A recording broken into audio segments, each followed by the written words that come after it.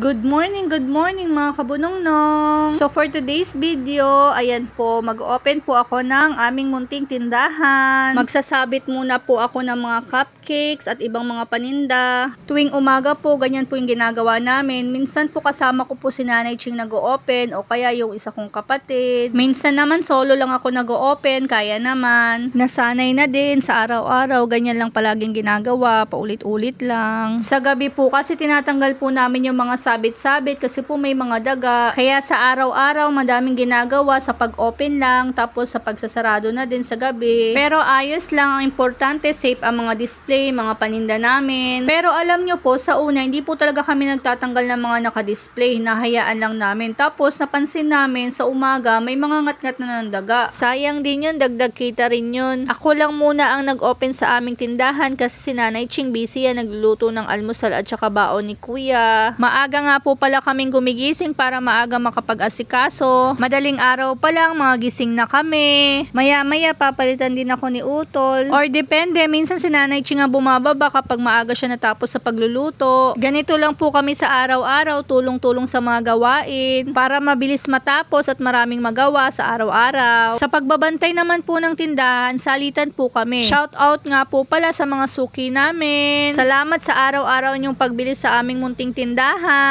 Napakabuti talaga ni Papa God kasi sa araw-araw maganda yung benta namin. Hello mga kabunongnong! Good morning everyone! Andito na po ako, yung poging bata. Bili na po kayo sa aming munting tindahan. Ayan na, natapos na mag-display si Mami. Sipag talaga ng Mami ko, maganda pa. Kaya nga love na love yan ang daddy ko eh. Ako din, syempre, love ko si Mami.